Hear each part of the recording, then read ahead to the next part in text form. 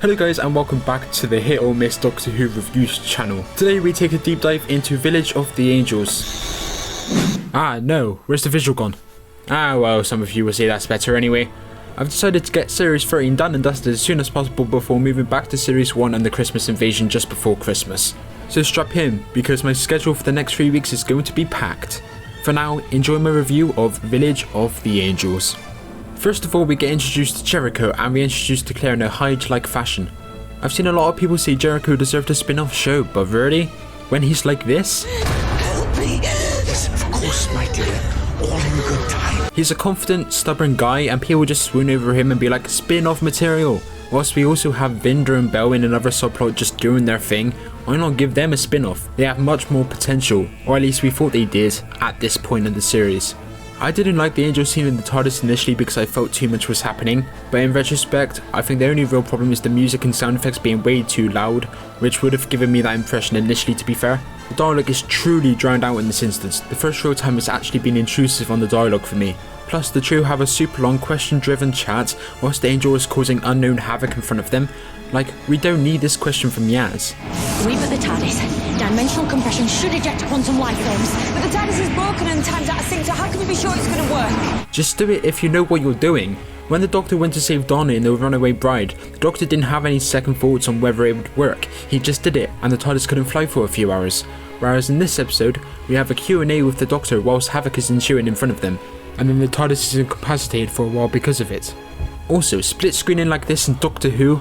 I'd expect that from someone first learning the effect on a personal project. At least the split screen in the previous episode looked somewhat professional. The Doctor just brazenly broke into a house. Surely these two would have much more of a panicked expression rather than just standing there. There is an intruder in your house and you don't flinch. You don't even get mad when someone is rude for your stuff. You just stand there and answer questions when you're asked. By an intruder? This just feels empty. Realistic characters and their emotions are substituted for the Doctor just brazenly deducting. Unfortunately, a recurring thing in this era. I do have to get to the positives, however, because there are plenty. The one-take moment with the mirror is truly excellent. As the scene progressed, you could tell what they were going for, but it was still truly impressive that they managed to pull it off. The director briefly talked about how they did it on Twitter, but my golly gosh, this moment, and another I'll get to later. As a student filmmaker, I was just in awe and would love to know how they actually did it.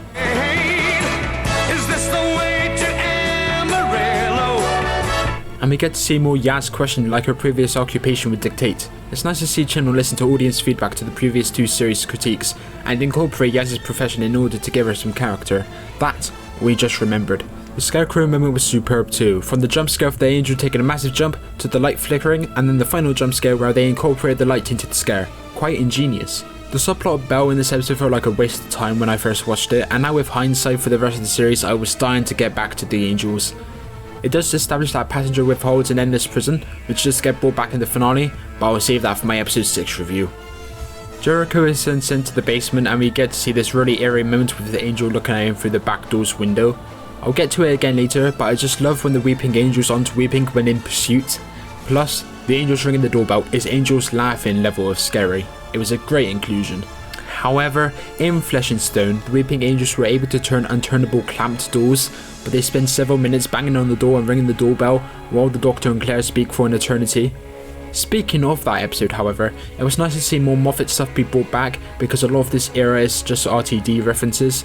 Stone dust in the eye and the image of an angel being brought back is cool. They really double down on the latter. Ah, what's going on? Hello, is there anyone there? Yes. Hello, it is me. Who am I? I'm the Doctor. Why am I here? I'm not used to this amount of exposition. I'm sorry, I'm not going to answer your question. Hello, I'm in a room. I have no idea why. I once met Claudia Schiffer in a room. Excellent performer. Anyway, yes, I am Will from the future. Yes, I'm a timekeeper from Gallipoli, but I was told that there was a thing called the multiverse, and that anybody could be the Doctor. So ding dong, I am Will. You think you've got problems? You've got to share a bed. Technically, we are the same person, but there's only one of me actually. Anyway, I don't have much time. I have a piece of paper with my thoughts on the episode, and before the pesky Will gets back, I need to speed up. I used my special pen for this one. £15 it cost me. I just loved when I saw the actual teleportation of the angel for the first time. I was like, wow, that's not been seen before. It's a good thing it's always been in a hole, or an alleyway, or a field, or a crack in space and time. Because can you imagine if you saw that in the city? It would be obscene and chaos. Yaz and Dan started very good, Yaz especially. Doesn't hold a torch to my Amy though. Anyway, Yaz once again uses her police skills, which is good because let me tell you, Amy has used her police skills on me more times than her and she ain't even a proper police officer. But unfortunately it was Deadwood this time, as her being police-like was ultimately pointless. Because as Yaz and Dan were talking about the missing girl, Peggy, she literally walked through the door to finish their sentences. Oh wait, no, I wasn't finishing with you yet. Sorry about him. Anyway, to follow on from the good point the Doctor was just making there, however, there was no impact to Yaz being police-like here because Peggy just turned up on her own accord. It felt so easy, rushed and new ideas were explored. Then being trapped in the past on the hunt for somebody was a great premise, but no. She just walks in and within 10 seconds and one question from Dan, they sat down again, filling in the audience with what had happened by questioning Peggy. Imagine my shock. The camera turning to transition through time was excellent, and so much fucking better than what we get in the disaster class of an edit in the finale. We see the sign fall into space when the transition ends to establish that the world is indeed crumbling as the girl had described. It was a superb moment. Right, that's it. I'm going home. No, be quiet. Gerald. Jean, what has got into you? Look. You were right there and he was just about to turn back. Like, couldn't he see that before his wife tells him to look? Are you fucking blind? You can't see me! Finally, my prayers have been answered. The angel has lowered his hands before actually zapping someone back in time. Now this is what makes the weeping angels truly scary to me. Like, you can't tell me the angels are scary when they look like this, and cocky like this, rather than like this. As alluded to earlier, I would also love to know how they got the paper back together. CGI surely. I can't imagine that would be practical. But it did look like it to be fair, which is even more impressive. Plus, the angel being crumpled via the paper was also great CGI, and an angel on fire, that was excellent. Using water to throw over the paper to destroy the angel projection was also genius. The Doctor asking for permission to enter Claire's mind has been linked to the Division taking the Doctor's memories by a lot of people, but I've always thought of this in being a direct result of Bill's pleas to the Doctor in the pilot. Just imagine how it would feel if someone did this to you. I also really like the sea scene. It was like the pawing of the waves, eh? See what I did there? Which of course can be interpreted as religious imagery. This of course is my implication of the scene. I think it's meant to show that the angel has godlike power, even as an atheist myself, and I like that. To move on, angels are now for hire and they're employees of the Division. If this was Moffat, people would be bemoaning him that he took away more mystery from the angels by adding unnecessary stuff to them. Have you seen anything like that before? Nope.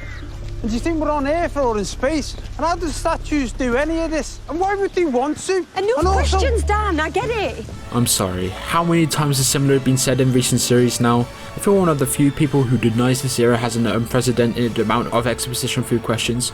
You're wrong, because the show literally acknowledges its failings time and time again nowadays, but never bothers to fix itself.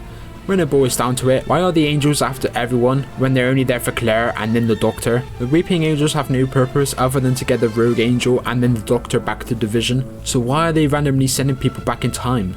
Twice.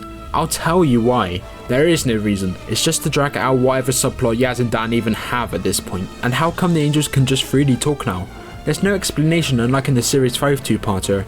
Nonsensical and takes away the intimidation of the angels for me, because it's bringing something back but in a way that has no logical reasoning.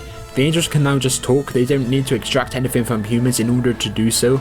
Just to absolutely clarify for people, this was not Claire's angel talking, as Claire was incapacitated at this moment, it was the angel in the hall. What stops them from talking all the time? Oh yeah, they're only talking to intimidate Jericho because reasons. God. You are observed, and that is my power over you. That, however, was a great line. What happened? Sorry, threw a cup at you. Lol. I think there are angels in the walls here. Of course there are. Why wouldn't there be? For every single reason imaginable. There's no reason why they should be here. The house isn't theirs. The Dalek heroes in Series 9 were plausible because that was on their home planet underneath their city. The angels have no reason to be in the dirt behind the walls, bearing in mind that they are underground at this point. However, it does make for a scary scene, and that's what the ultimate point is, to scare. Just ignore the logic and you'll have a blast with it. And then all the people disappeared. Why is it night over there?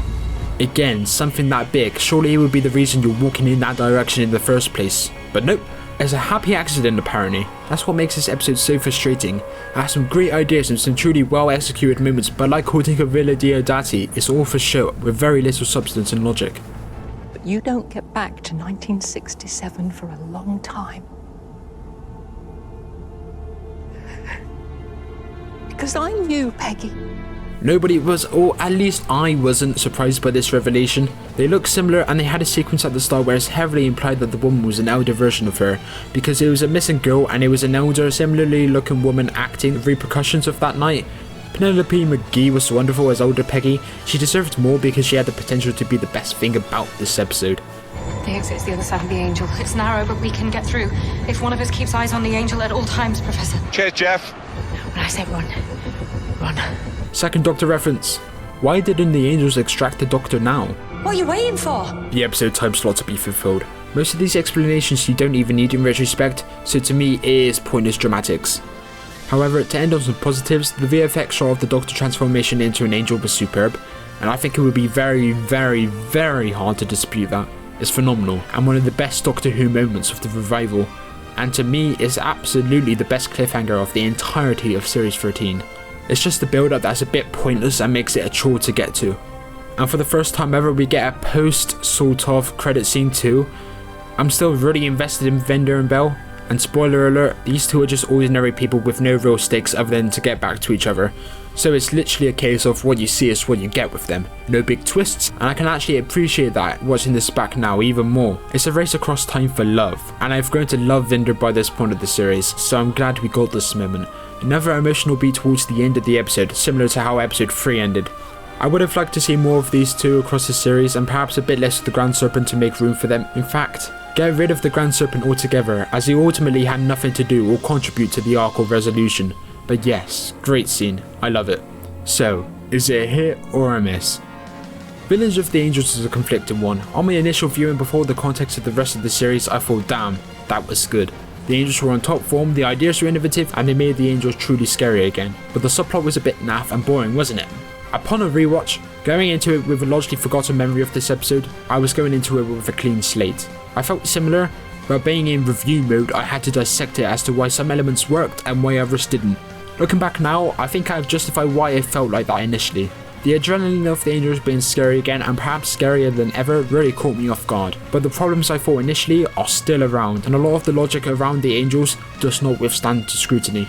The characters are weak, Claire's appearance in the Halloween apocalypse isn't truly explained, I don't think, and whilst the episode juggles with some great ideas, with some great direction, it just doesn't work ultimately. Like, what was the point of Dan and Yaz in this episode? Give me one damn thing they were there for. This episode makes the Weeping Angels scary again, but I wouldn't choose to watch the Saber Angels take Manhattan for example, which ironically doesn't cave into its own logic despite having as many things going on. I've also noticed the general consensus on this episode has been going down ever since it aired. On the whole, it was okay. I'll give Village of the Angels a hit and a 5 out of 10. So those were my thoughts on Village of the Angels. Do you feel my score of a 5 out of 10 was too harsh, lenient or fair on Village of the Angels? As ever, please do tell me in the comments section below. Next time I'll be reviewing Survivors of the Flux. I'll be back in early next week to review that. Please like, subscribe and share this video around, and for now, I'll see you guys in a bit. Peace out. Is this thing still on? Okay, cool. Hi. I've received intel that he is coming. I've not met him personally myself yet, but I'm not looking forward to it personally. Get your code at the ready. Good luck.